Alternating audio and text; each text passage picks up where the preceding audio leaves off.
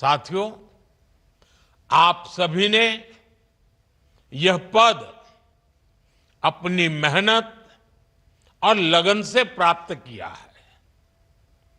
अब समय है कि आप अपने जीवन के अगले पड़ावों को न केवल अपने लिए बल्कि देश के लिए भी समर्पित करें।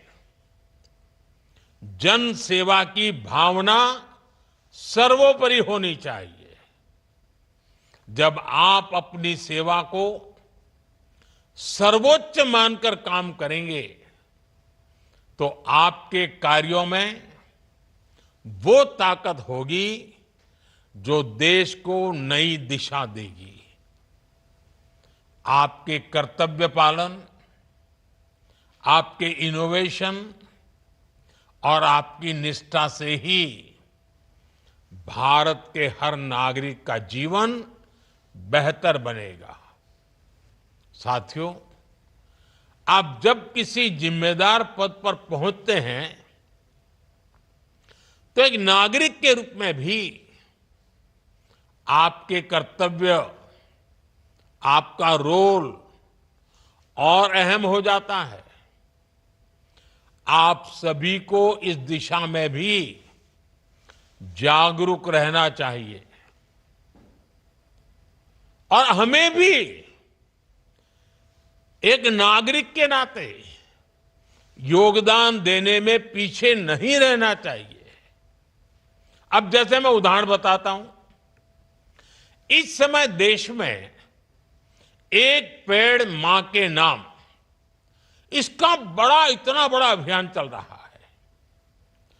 आप जहां पहुंचे हैं, आप जीवन की जो नई शुरुआत कर रहे हैं, इसमें आपकी मां की सबसे बड़ी भूमिका होगी।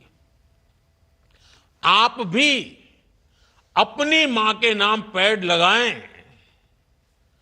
प्रकृति की सेवा करके अपनी कृतज्ञता व्यक्त करें।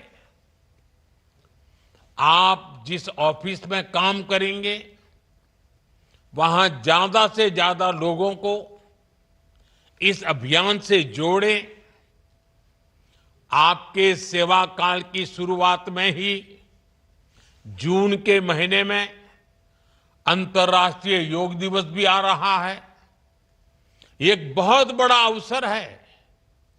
इतने बड़े अवसर पर आप सफल जीवन की शुरुआत के साथ ही योग के माध्यम से स्वस्थ जीवन की भी शुरुआत करिए।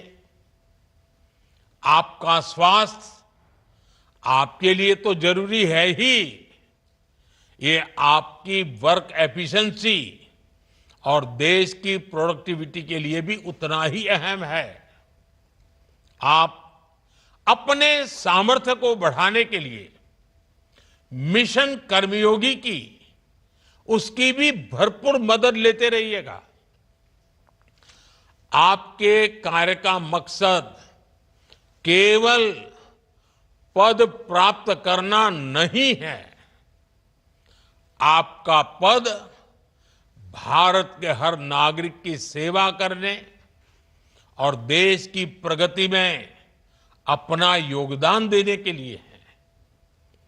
अभी कुछ दिन पहले सिविल सर्विसेज डे पर मैंने एक मंत्र दिया था और मैंने कहा था कि हम सरकार में जितने भी लोग हैं, हमारे लिए तो एक ही मंत्र सर्वोपरि होना चाहिए और वो मंत्र है नागरिक देवो भव। नागरिक देवो भव। नागरिक की सेवा ही आपके लिए, हम सब के लिए देव पूजा के समान है। इस मंत्र को भी हमेशा हमेशा याद रखिएगा।